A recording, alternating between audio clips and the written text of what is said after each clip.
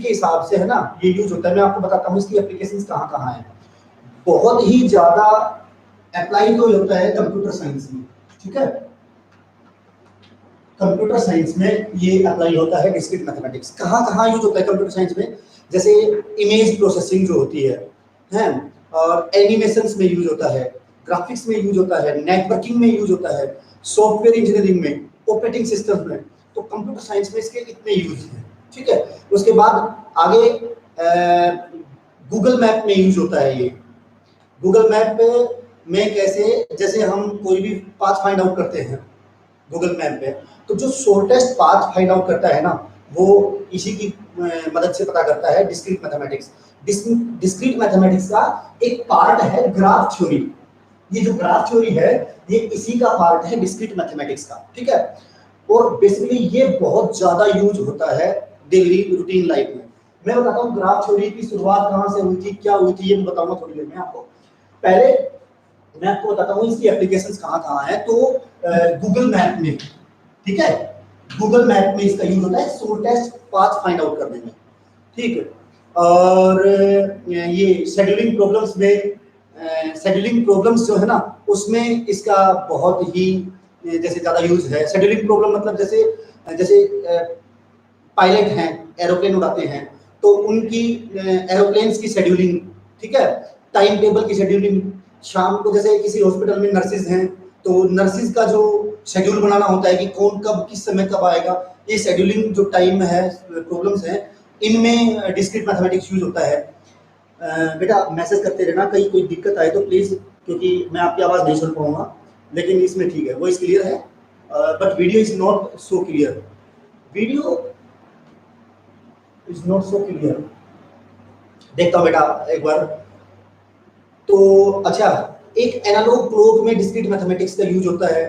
Cryptography, जैसे आपके जो पासवर्ड होते हैं, नेट बैंकिंग के पासवर्ड बनाते हो या किसी भी प्रकार के जो पासवर्ड होते हैं, जो वो सारा क्रिप्टोग्राफी होती है, वो डिस्क्रीट मैथमेटिक्स यूज होता है। जैसे आपने पता किया होगा, मैं आपको बताता हूँ, आपने पढ़ा होगा कक्षा 11वीं में आप पढ़ के आए थे परमुटेशन एंड कम्बिनेशन।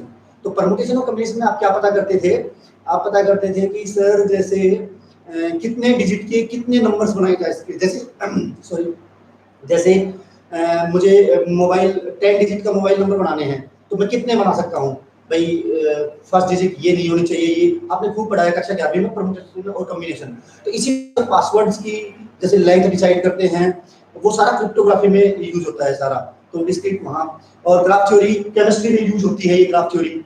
और जो आपके आपने रडार सुना होगा, सोनार सुना होगा, ये बहुत मतलब वाइड क्षेत्र में जैसे ना एरिया में यूज होती है ग्राफ थ्योरी और डिस्क्रीट मैथमेटिक्स। तो ये मैंने कुछ आपको एप्लीकेशंस बताई थी, ठीक है। नेक्स्ट अब हम शुरू करते हैं अपना सिलेबस। तो सिलेबस में जो पहला है, अच्छा आपको एक बात बता देता हूँ, थोड़ा सा जो अपना लेक्चर है इसको थोड़ा सा इंटरेस्टिंग बनाने के लिए मैं आपको एक छोटी सी बात बताता हूँ कि ग्राफ थ्योरी जो है ये बेसिकली मैं आपको बता देता हूँ, आपके 4th सेमेस्टर में एक पूरा पेपर है ग्राफ थ्योरी। अगले सेमेस्टर में अब डिस्क्रीट मैथमेटिक्स है, अगले में ग्राफ थ्योरी है, और ग्राफ थ्योरी इसी की बेटी है, मतलब बच्चा है इसका, ये जो डिस्क्रीट मैथमेटिक्स की ग्राफ थ्योरी और इसी का पार्ट है। तो ग्राफ थ्योरी की बेसिकली मैं आपको शुरुआत बताता हूँ। पहले डिस्क्रीट तो शुरुआत पहले हो चुकी थी, पहले आता ग्राफ थ्योरी। ये मैं इसलिए बता रहा हूँ थोड़ा सा आपको इंटरेस्टिंग लेक्चर होने के लिए। ग्राफ थ्योरी की शुरुआत कब हुई थी? 1756 में, ठीक है। 1756 में किसने की थी?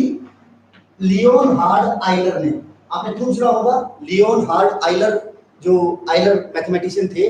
आपने आइलर 5 फंक्शन का नाम सुना होगा, वही आइलर है ये जो ग्राफ ग्रुप में पढ़ते हैं, आइलर 5 फंक्शन, ठीक है। तो आइलर साहब ने शुरुआत की थी 1756 में। कब की थी? एक पर्शिया नाम का कंट्री है जिसमें एक पर्शिया नाम का एक कंट्री है जिसमें कोनिग्सबर्ग एक सिटी है, ठीक है। एक अभी होगा, नाम चेंज हो जाएगा, बात है। कोनिग्सबर्ग एक सिटी है। इस सिटी, इस शहर के बीचों बीच, शहर के बीचों बीच एक रिवर जिसका नाम था प्रिगल, ठीक है, प्रिगल रिवर। एक रिवर बहती थी, नदी बह रही थी। मैं आपको क्या पढ़ा रहा हूँ? ग्राफ थ्योरी की शुरुआत पढ़ा रहा हूँ, कहां से हुई, कब हुई, कैसे हुई, ठीक है, ध्यान से सुनना एक बार इस लेक्चर में। तो पर्शिया नाम की कंट्री में कोनिग्सबर्ग नाम का एक शहर है, उस शहर में प्रिगल नाम की रिवर फ्लो करती है, बहती थी, प्रिगल रिवर थी, ठीक है। उस नदी की कैसी क्या बनावट थी मैं बताता हूं। इसके दोनों जो किनारे हैं, बैंक्स हैं, उन किनारों के इधर भी शहर था कोनिग्सबर्ग, इधर भी शहर था, और इस नदी के बीच में दो आइलैंड बने हुए थे, आइलैंड, दो टापू बने हुए थे। बेटा वॉइस क्लियर है and you are understanding? Please leave one message, कोई एक बच्चा कि यस सर अंडरस्टैंड, मतलब समझ में आ रहा है कि नहीं आ रहा है, बस ये बता दो। यस ठीक है ठीक है ठीक है।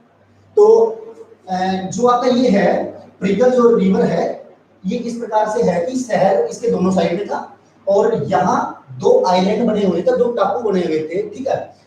और जो ये जो आइलैंड थे ये दोनों बैंक से कैसे कनेक्टेड थे मैं बताता हूँ आपको। इनके बीच में कनेक्शन के लिए पुल बने हुए थे, ठीक है, ऐसे दिखाई दे रहा होगा पुल, ठीक है, ये ऐसे, और ये आपको दिखाई देगा ऐसे, 1 2 3 4, ठीक है, ये 5 और एक ये 6 और एक ये 7, ये 7 ब्रिज हैं, पुल हैं, ब्रिजेस, ठीक है। इस प्रॉब्लम को 7 ब्रिजेस प्रॉब्लम के नाम से भी जाना जाता है, 7 ब्रिजेस प्रॉब्लम के नाम से भी जाना जाता है। और जो ग्राफ थ्योरी की शुरुआत हुई थी 1756 में, वो आइलर साहब ने यहीं से शुरुआत की थी। प्रॉब्लम क्या थी मैं आपको बताता हूँ, ये 7 ब्रिजेस प्रॉब्लम क्या थी। तो यहाँ जो कोनिग्सबर्ग के जो सिटीजन थे, जो यहाँ रह रहे थे, ये इस प्रकार की स्ट्रक्चर थी, दो टापू, दो आइलैंड थे, ये बैंक्स थे दोनों रिवर के, प्रिगल रिवर के, ये 7 ब्रिजेस थे। तो उनकी क्या प्रॉब्लम थी, उन्होंने आइलर साहब के सामने एक प्रॉब्लम रखी, ठीक है। कैसे? उन्होंने ये कहा कि क्या इज इट पॉसिबल कि कोई भी आदमी किसी भी जगह से स्टार्ट कर सकता है, इस बैंक से, इस बैंक से, ये आइलैंड से, यहाँ से, और या फिर इस बैंक से, ठीक है, कहीं से भी स्टार्ट कर सकता है।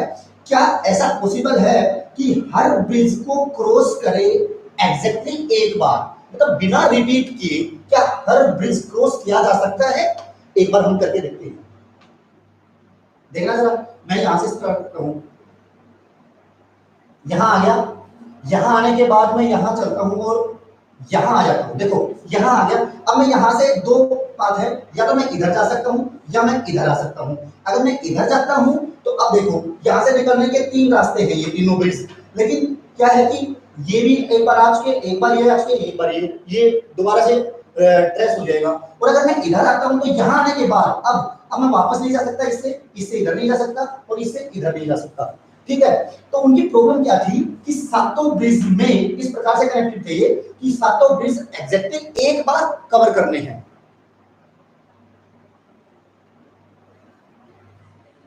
No, this problem is solved and Euler ने 1756 में सोल्व कर दिया था and he gave the answer that this is not possible। मैं आपको बताता हूं कि उनकी प्रॉब्लम क्या थी। उनकी प्रॉब्लम थी कि हर ब्रिज को एक बार क्रॉस करना एग्जैक्टली एक बार, और ये प्रॉब्लम उन्होंने आइलर साहब के सामने रखी जाके, जो मैथमेटिशियन थे, स्विस मैथमेटिशियन थे, स्विट्जरलैंड के थे, स्विस मैथमेटिशियन, ठीक है।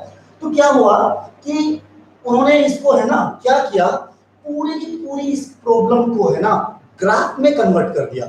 ग्राफ क्या होता है? कुछ नहीं होता, प्लेन में दो, एक तो पॉइंट और एक लाइन, इनसे मिलके जो डायग्राम बनता है ना वो ग्राफ कहलाता है। तो मैं देखो बताता हूं आपको क्या किया आइलर साहब ने इस पूरी की पूरी जो प्रॉब्लम थी, इस पूरी प्रॉब्लम को है ना ग्राफ में कन्वर्ट कर दिया। कैसे कन्वर्ट कर दिया? ग्राफ में दो चीजें होती है, मैंने अभी बताया। ग्राफ में होता है एक तो पॉइंट जिसे वर्टेक्स कहते हैं, और वर्टेक्स को कनेक्ट करते हैं तो जो लाइन ज्वाइन करती है उसको एज कहते हैं, ठीक है। तो इन्होंने क्या किया, एक तो ये था जो आइलैंड, एक ये आइलैंड, और एक ये जो पूरा रिवर का बैंक है ये, और एक ये किनारा, दोनों किनारे और दो आइलैंड, चारों को 4 वर्टेक्स में कन्वर्ट कर दिया। ये 4 वर्टेक्स हो गए, ठीक जी। अच्छा, उसके बाद जो ये ब्रिज हैं, इन ब्रिजेस को एज में कन्वर्ट कर दिया। ये ए, ये बी, और ये सी, और ये डी। देखो ए और डी के बीच में कितने ब्रिज हैं?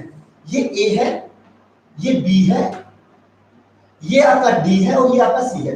ए और डी कनेक्ट करते हैं। देखो ये पूरा किनारा है बैंक ए और दो, तो ये दो एज हैं, ये दो एज है, ठीक है।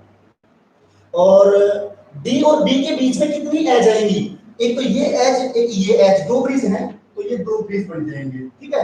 ऐसे ही इसके बीच में एक है, इसके बीच में एक है, और एक सी और डी के बीच में है, ठीक है बेटा, समझ में आ रहा है।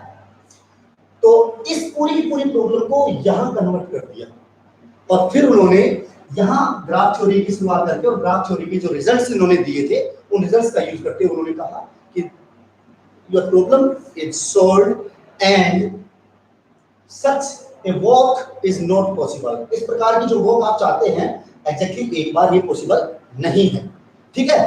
तो ये क्यों नहीं है पॉसिबल, मैं आपको जब अगले स्टेप में पढ़ाऊंगा, क्योंकि इसमें है ना आपका और वर्टेक्स हैं, वो मैं सब सारा बात में बताऊंगा, लेकिन आपका थोड़ा सा इंटरेस्टिंग लेक्चर बनाने के लिए, आपको इस बनाने के लिए मैंने इसलिए ये आज यूज किया। और यहां से एक और छोटी सी बात आपसे डिस्कस करूंगा।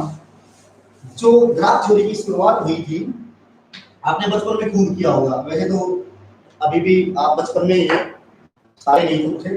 देखो ये आपने खूब किया होगा, देखो ये आपने खूब किया होगा क्या, कि किसी भी जगह से स्टार्ट करूं, ये ध्यान रखना यहाँ कोई वर्टेक्स नहीं है, मैं आपको बता रहा हूं पहले, ये कोई वर्टेक्स नहीं है, यहाँ ये दोनों अलग अलग लाइनें हैं, ठीक है। हाँ, किसी भी वर्टेक्स से स्टार्ट करो, कहीं से भी स्टार्ट करो, ठीक है, कहीं से भी स्टार्ट करो, और क्या करो, बिना पेन उठाए इस पूरी पूरी इसको है ना पिक्चर को आपको ट्रेस करना है बिना पेन उठाए, और without repeating any as with any line, आपको बिना रिपीट किए ये करना है। Is it possible? देखते ही पता चल रहा है नहीं, ये पॉसिबल नहीं है। आप भी ऐसे ही बिल्कुल बस देखते ही ऐसे देखोगे और देखते ही बता दोगे, लेकिन अभी नहीं, बाद में, नेक्स्ट टाइम, ठीक है। हाँ, अगर आपको वैसा चाहिए तो थोड़ी सी है, 2 मिनट में ऐसे कर लेंगे, इसको ऐसे बनाओ, ऐसे बनाओ, ऐसे,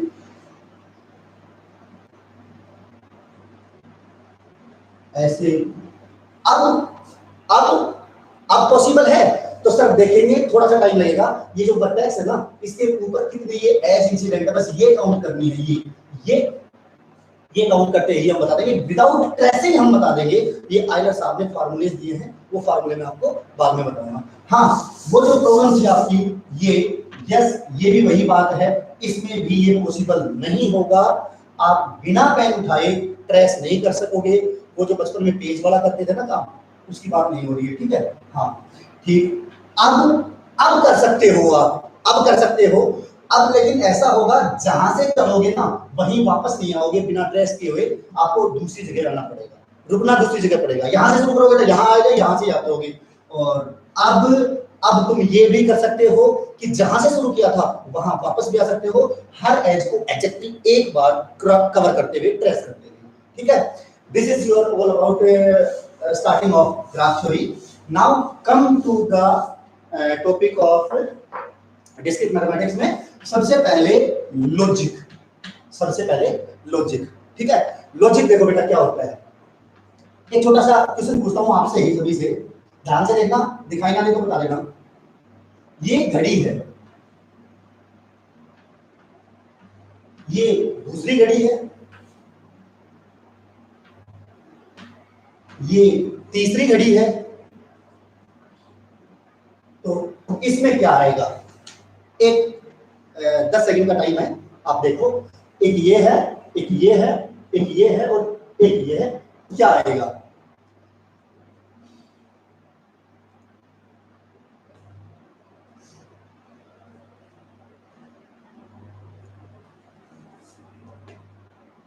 कोई रिप्लाई कर रहा है बच्चा?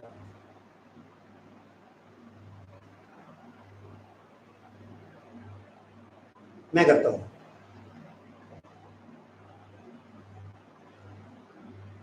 देखो मैं बताता हूं, ये इसके बाद ये, इसी को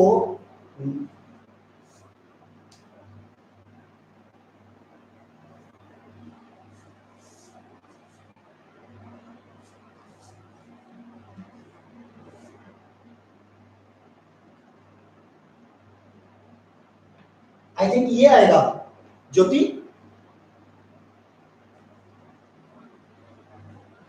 फर्स्ट वाला। कुछ बच्चे कह रहे हैं कि फर्स्ट वाला ही आएगा, please tell me the logic. अच्छा, अलग अलग लॉजिक हो सकते हैं आपके, अलग अलग रीजनिंग हो सकती है। मैंने क्या लॉजिक लगाया, मैंने ये लॉजिक लगाया कि जैसे ये दोनों आपके हैंड्स हैं, मैंने इसको है ना यहाँ 90 डिग्री पे है ना रोटेट कर दिया, तो ये यहाँ आ गया। इसको फिर मैंने आगे 90 डिग्री पे रोटेट कर दिया, ये आ गया। इसको अगर मैं 90 डिग्री पे रोटेट करता हूँ तो ये हैंड यहाँ आ जाएगा और ये हैंड यहाँ आ जाएगा। मेरा लॉजिक ये है, ठीक है। आपका कोई और लॉजिक होगा तो वो भी आ जाएगा। तो मैं मेन बात ये थी, मैं पढ़ाना चाह रहा था, नहीं आपका हो सकता है कोई और भी लॉजिक हो सकता है, उसके अनुसार कुछ है। मेरा लॉजिक ये था कि 90 डिग्री मैं रोटेट करता जा रहा हूं, देखो इससे इसमें रोटेट किया 90 डिग्री, इससे इसमें रोटेट किया और आगे रोटेट किया, मेरा ख्याल कहता है, ठीक है। तो अब सुनो ध्यान से, इसमें क्या लॉजिक लगाया, लॉजिक यही लगाया कि इसको 90 डिग्री पे रोटेट कर करके चले गए तो आगे आ गया, ठीक है। तो लॉजिक क्या है, लॉजिक ध्यान से सुनना, logic is a mathematical tool or rule which we can use to solve any problem, any mathematical problem. Or logic is a technique which we use to find out any argument is valid or not, ठीक है। Argument भी पढ़ाऊंगा अभी, कल वाले lecture में argument आएगा। Argument होता है जैसे हम बातें कर रहे हैं, मैं कुछ बोल रहा हूँ, कोई और बोल रहा है, कुछ और बोल रहा है, तो हमारी बात का कुछ कंक्लूजन निकला तो वो वैलिड है कि इनवैलिड है, तो कोई रूल लगेगा, तो ठीक है ना, वो रूल लगा के वो लॉजिक होता है। तो लॉजिक क्या है, logic is a mathematical tool और a technique which we can use to solve any problem, और we can say that any reasoning is valid और नॉट, ठीक है। नेक्स्ट एक डेफिनेशन है, अब ये स्टार्ट हो रहा है, मेरा जो सिलेबस है वो स्टार्ट हो गया लॉजिक से। मैंने लॉजिक बताया आपको, किसी को समझ ना आए तो मुझे बता देना, ठीक है। मैं अभी पढ़ा रहा हूं स्टेटमेंट, और स्टेटमेंट का दूसरा नाम है प्रोपोजिशन। ये आपका सिलेबस शुरू हो गया है, कोई बच्चा नहीं घबराएगा सिलेबस को लेके कि सर समझ में आएगा या नहीं आएगा। मैं आपको बता देता हूं, सिलेबस जो है इसका डिस्क्रीट मैथमेटिक्स का, वो बिल्कुल मतलब माटी मान के चलो, बिल्कुल कुछ भी नहीं है, ठीक है। इसी से शुरुआत हो जाएगी, इसी से आपको पता चल जाएगा कि हाँ क्या है, कुछ भी नहीं है। तो देखो स्टेटमेंट और प्रोपोजिशन, स्टेटमेंट और प्रोपोजिशन क्या होते हैं, दोनों नाम एक ही बात है। स्टेटमेंट, जैसे मैं आपको बोलता हूं Delhi is capital of India, ठीक है, ये स्टेटमेंट है या नहीं है? आप कहोगे सर जी हाँ ये तो स्टेटमेंट है, आपने स्टेटमेंट दी है कोई। मैं आपको बताता हूं, अब जैसे मैं ये कह रहा हूं हाउ आर यू, आपको सर जी ये स्टेटमेंट है या नहीं है? ये तो स्टेटमेंट है, आपने कुछ स्टेटमेंट दी है। मैं आपको बताता हूं कि स्टेटमेंट क्या है क्या नहीं है। देखो इंग्लिश में जो भी आप ये सेंटेंस बोलते हो ना बेटा, वो सेंटेंस होते हैं, हर सेंटेंस स्टेटमेंट नहीं होता, ठीक है। तो सर फिर कौन सा स्टेटमेंट सेंटेंस होता है, मैं आपको बताता हूं। A sentence is said to be statement if it is declarative and either true or false but not both। याद रखना, declarative sentence, a declarative sentence which is either true or false but not both. याद है ना कि statement क्या होगा, proposition क्या होगा, एक ही नाम है। कोई भी डिक्लेरेटिव सेंटेंस विच इज, हाँ मैं पीडीएफ नोट्स है मेरे पास, मैं सेंड कर दूंगा अभी इस लेक्चर के बाद, फिर आप नोट कर लेना उनको। तो डिक्लेरेटिव सेंटेंस, डिक्लेरेटिव का मतलब जो कुछ डिक्लेयर करता हो, जैसे Delhi is capital of India, it declares that Delhi is capital of India, ठीक है, ये डिक्लेयर हो गया। अच्छा, आइदर ट्रू और फॉल्स, एक वैल्यू होनी चाहिए उस सेंटेंस की, या तो ट्रू या फॉल्स, दोनों नहीं होने चाहिए। ऐसा नहीं लगना नहीं चाहिए कि यार ये ट्रू भी हो सकता है ये फॉल्स भी हो सकता है, ठीक है। मैं आपको बताता हूँ, एग्जांपल देता हूँ, जैसे दोनों एग्जांपल दूंगा, ऐसे जो स्टेटमेंट होंगी और जो ऐसे जो स्टेटमेंट नहीं होंगी, ठीक है।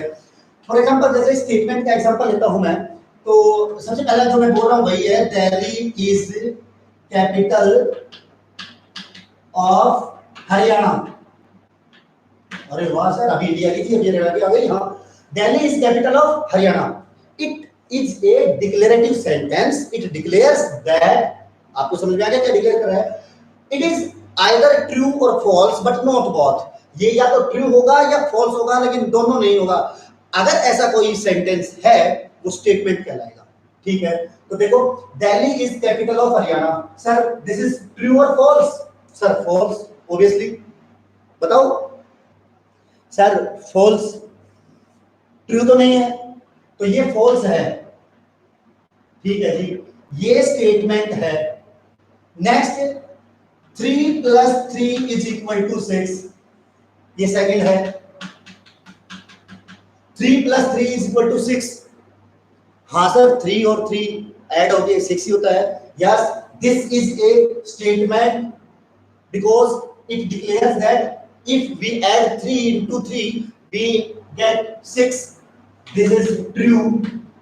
ठीक है, बस 2 एग्जांपल मैं अभी बता देता हूं इस क्लास में, बाकी मैं आपको पीडीएफ नोट में है 5-4 एग्जांपल है वो आप देख लेना।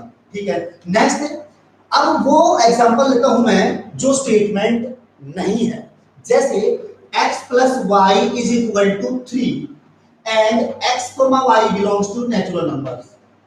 This is a sentence, this is a sentence, it declares that x + y = 3 where x and y are natural numbers। ऐसे दो नेचुरल नंबर लिए जिनका सम 3 आता है।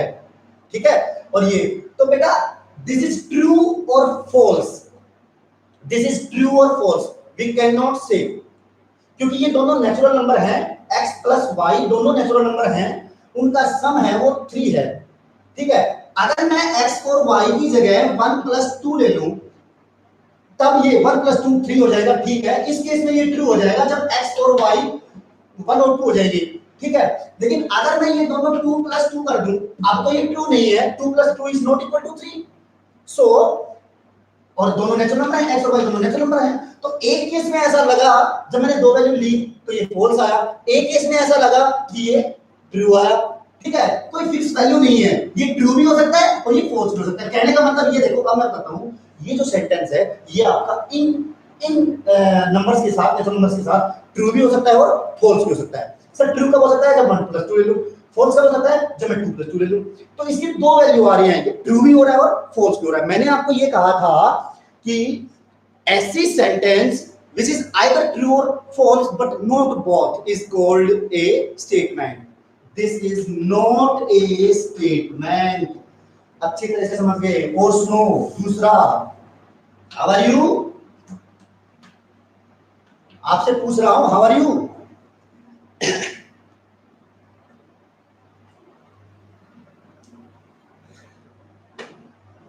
कोई रिप्लाई नहीं how are you का। चलो मैं बताता हूं, आप सभी अच्छे हैं, सभी फाइन हैं, बट जो ये सेंटेंस मैंने लिखा हाउ आर यू, ये बताइए मुझे ये स्टेटमेंट है या नहीं है। सर ये स्टेटमेंट नहीं है। कारण सर, रीजन क्या है ये स्टेटमेंट क्यों नहीं है? Because it is not true and not false. ये ना ट्रू है ना फॉल्स है, मतलब ना इसके बारे में मैं ये बता सकता कि ये ट्रू है, ना ये बता सकता कि ये फॉल्स है। ठीक है, तो ऐसे स्टेटमेंट्स, अब मैं आपको बता देता हूं पहचान कैसे करोगे थोड़ी बहुत। जैसे आप जो ये आपके एक्सक्लेमेटरी सेंटेंस होते हैं, इंटरोगेटिव जैसे टाइप का, कि भाई ये जो विशिंग है, विश करते हो, happy new year, happy birthday, ठीक है, और जो ये हालचाल पूछने वाले हैं, ये जो सेंटेंसेस हैं ये स्टेटमेंट नहीं है, क्योंकि ये ट्रू और फॉल्स नहीं है, ये बता नहीं सकते कि मतलब ट्रू है या फॉल्स है। ठीक है, चलो, तो अब आपको पता चल गया कि ये सेंटेंस कौन कौन से सेंटेंस स्टेटमेंट है और कौन कौन से सेंटेंस स्टेटमेंट नहीं है। नाउ मैं आपको 2-4 छोटी छोटी और बातें बताता हूँ। ये तो आपकी होगी स्टेटमेंट की। अच्छा याद रखना, स्टेटमेंट का दूसरा नाम प्रोपोजिशन भी है। अब जो स्टेटमेंट होता है उसके साथ आपकी 2 वैल्यूज होती हैं, ट्रू, ये तो कंफर्म है, स्टेटमेंट होगी तो आइदर ट्रू होगा या फॉल्स होगा, तो आइदर ट्रू और false. They are denoted by T और F. sometimes they are denoted by 1 or 0।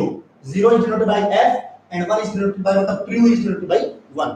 ठीक है, कई बार ये भी यूज कर सकते हैं और कई बार ये भी यूज करते हैं, t and f, ये ध्यान रखना। ठीक है, नेक्स्ट, अब अगली जो डेफिनेशन है वो है types of statement. Types of statement. अच्छा एक बात और मैं बता देता हूँ, पूछ लेता हूँ आपसे, कि अगर आपको ये कहें कि सर हमें समझ नहीं आ रहा, आप अंग्रेजी में पढ़ाएं, इंग्लिश में पढ़ाएं, तो अगर आप कहोगे तो वो भी अपने पास ऑप्शन है, ठीक है। अगर हिंदी में सही समझ में आ रहा है, मैं समझा रहा हूँ, हिंदी का मतलब ये है कि मैं बोल ही हिंदी रहा हूँ, मैथ तो जो हम पढ़ा रहे हैं वो तो अंग्रेजी में है हमारा, ठीक है। यहाँ मैं थोड़ी गणित लिख रहा हूँ। Sorry. Types of statements, there are two types of statements. कोई दिक्कत नहीं होगी, बहुत आसान है, कुछ भी नहीं है इसमें ज्यादा। देखो, नंबर एक एटॉमिक स्टेटमेंट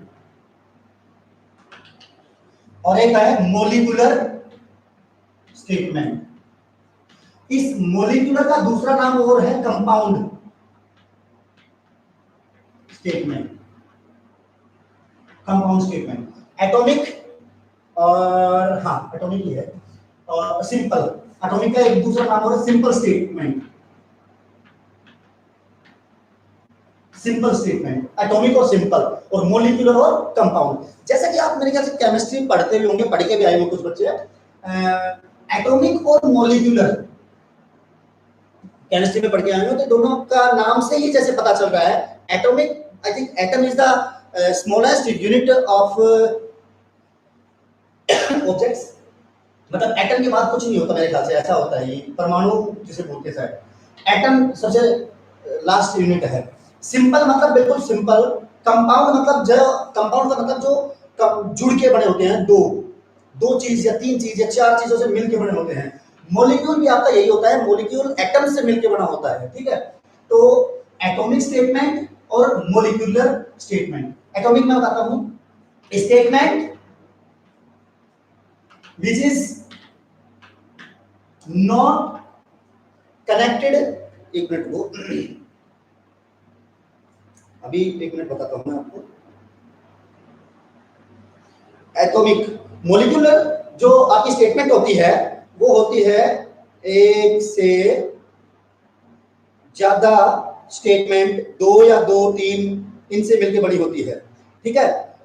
जो सिंपल स्टेटमेंट होती है, एटॉमिक होती है, उसमें कोई भी लॉजिकल आपके कनेक्टिव्स नहीं आते।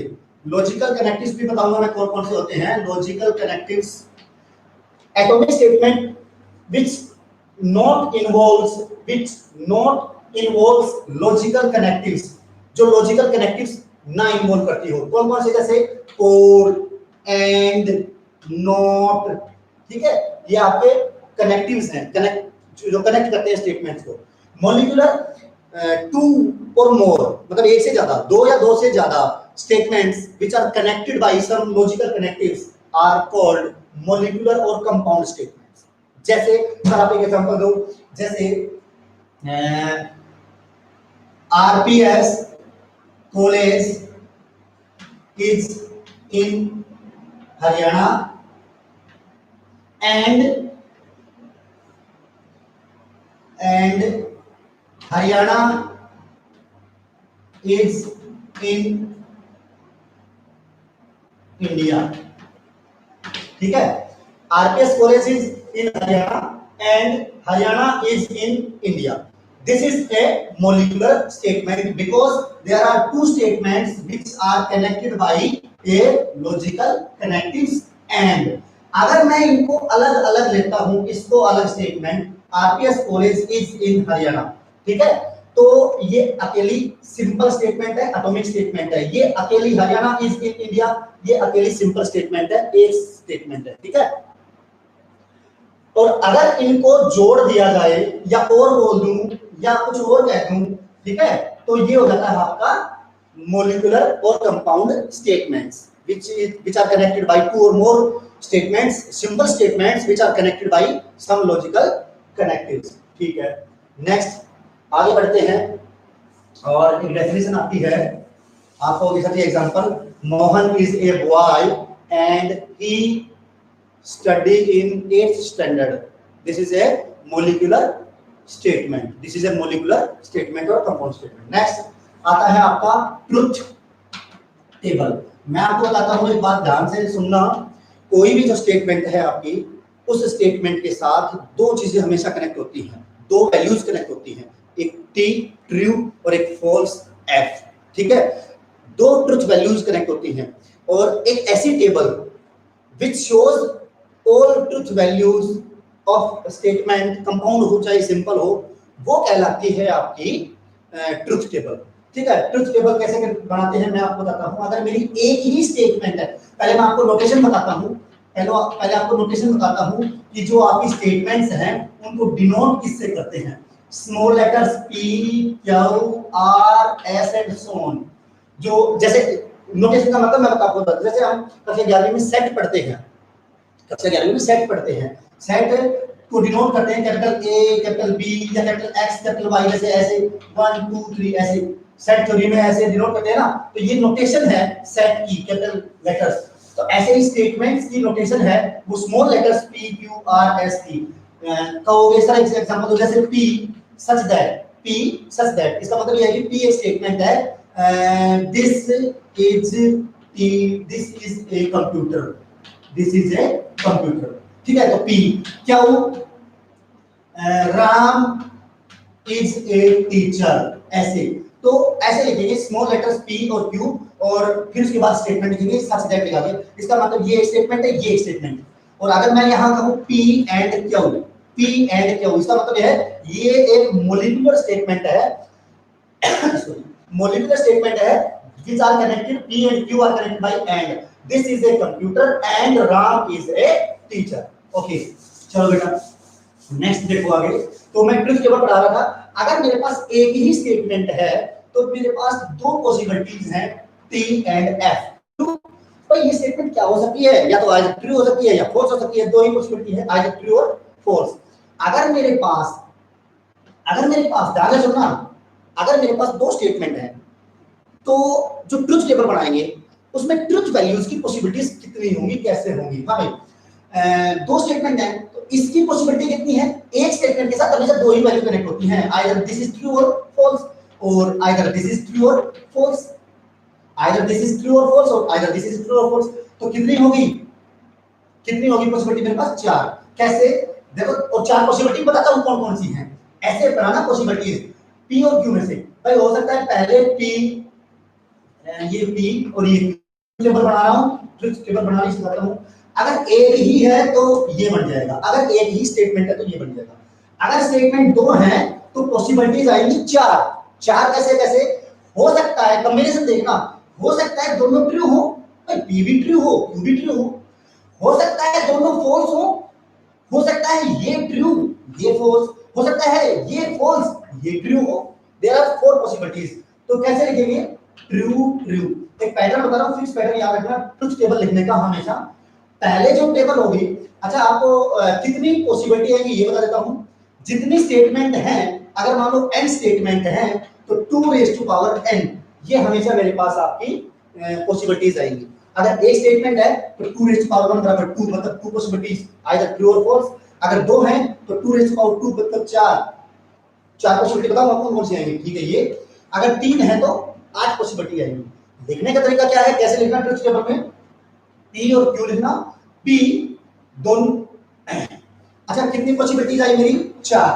तो 4 को डिवाइड कर लो हाफ हाफ, ठीक है ना, क्योंकि इसके साथ हाफ हाफ आएंगे। तो हाफ हाफ, 2 ट्रू और 2 फॉल्स, ठीक है, 2 ट्रू और 2 फॉल्स, ठीक।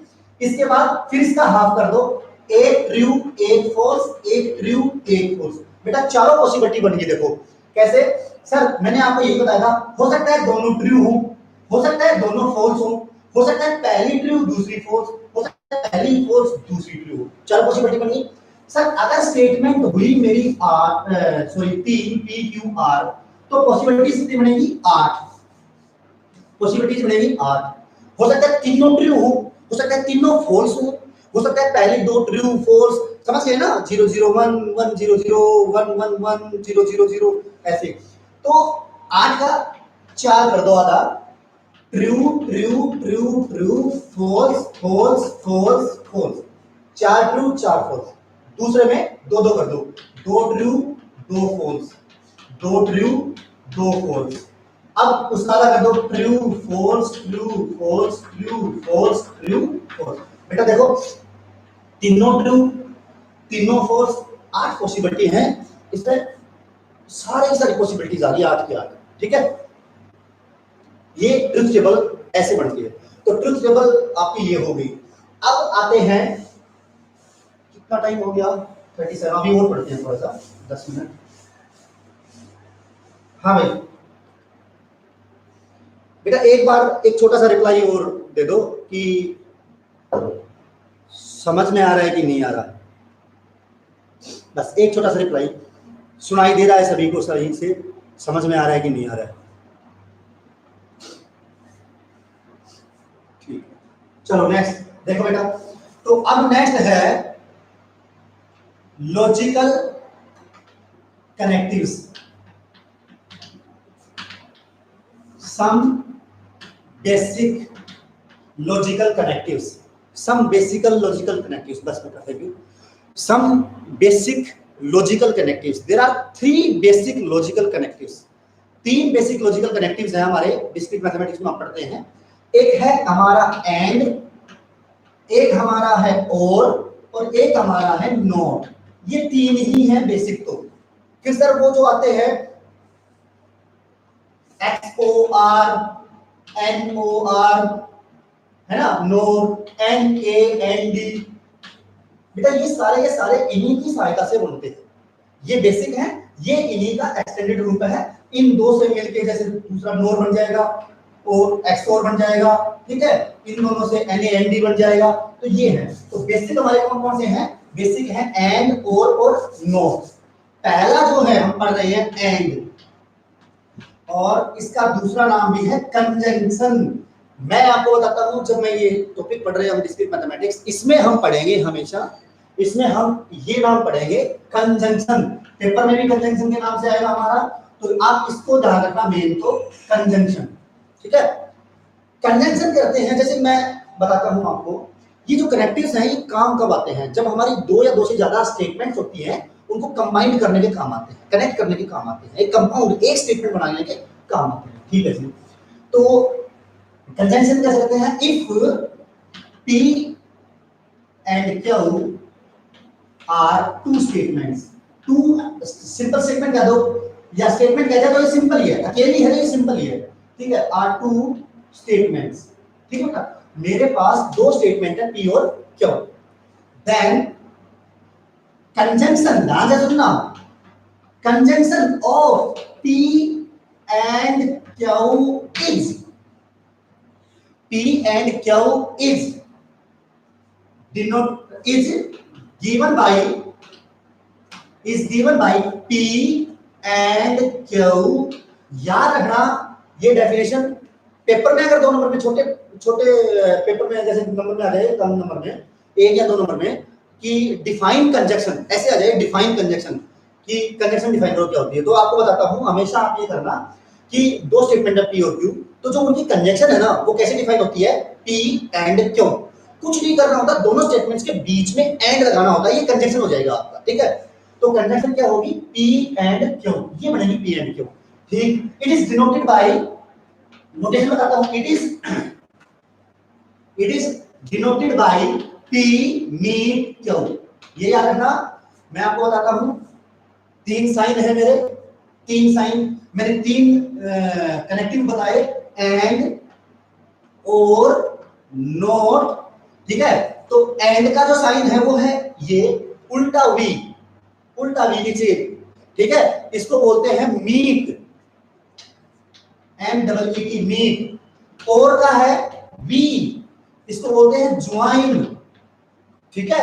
और इसका साइन है ये छोटी नाक, छोटा सा, जैसे है ना, छोटा सा आपकी तरह, ये ऐसे, इसको बोलते हैं नॉट। इसको कुछ नहीं बोलते नॉट, या फिर इसको नेगेशन का नाम आएगा, इसको बस नोट ही बोलते हैं कि ये नोट है, ठीक है, इसका नाम नोट है।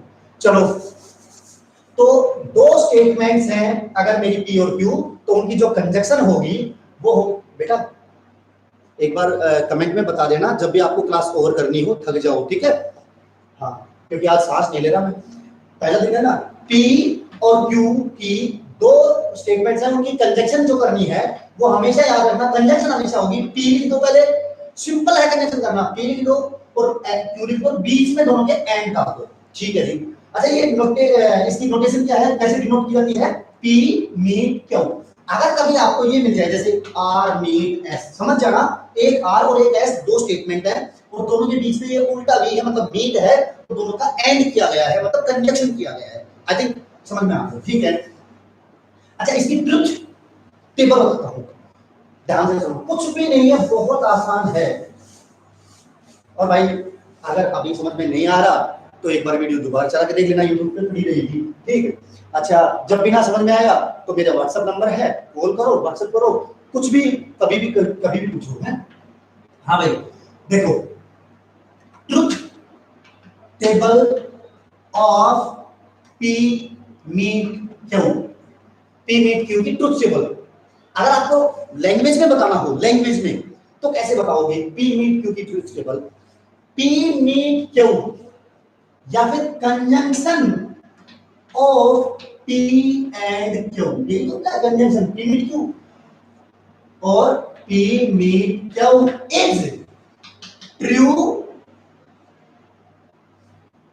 when both P and Q are true, otherwise false। आपको पता होगा, खूब पता है, आप फिजिक्स में पढ़ के आए होंगे, लॉजिक गेट पढ़े होंगे, उनमें यही आता था। तो दो स्टेटमेंट्स की जो कंजंक्शन है ना, वो कब ट्रू होगी, मैं उसकी ट्रुथ टेबल बता रहा हूं, वो कब ट्रू होगी? वो ट्रू जब होगी जब दोनों के दोनों P और Q दोनों ट्रू होंगे, अदरवाइज ये फॉल्स होगी। अगर एक भी फॉल्स हो गया तो फॉल्स, दोनों फॉल्स तो भी फॉल्स। फॉर एग्जांपल नहीं, ये याद रखना, दोनों करने आ सकती है, P Q true true false false, true false true. Sir ये कैसे लिख रहे हो?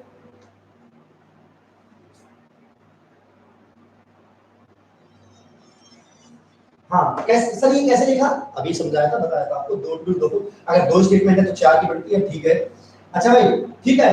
अच्छा, ये हो गया आपका P meet Q, truth table बनाते हैं इसकी पी मीट क्यू की। आपको पता है, मैंने बताया है P meet Q is true when both are true, both are true in first case only true, otherwise false. बाकी हर केस में फॉल्स। अगर एक भी, चाहे पी या क्यू, एक भी अगर फॉल्स है तो फॉल्स है। तो ये और ये और ये, शायद मीट की आपको ट्रुथ टेबल समझ में आ गई। आई थिंक 45 मिनट्स हो गए हैं, पौने घंटे का लेक्चर, ठीक है, इतना ही है, काफी है। कल फिर से पढ़ते हैं, नेक्स्ट नोट्स में आपको पीडीएफ सेंड कर रहा हूँ, ठीक है बेटा।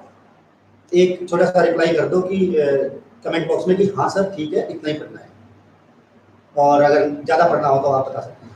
शीला और ज्योति, बाकी अशोक भी है, कोई भी है, जो भी है, पूजा है, प्लीज एक छोटा सा, ओके ठीक है, आज के लिए इतना ही ना,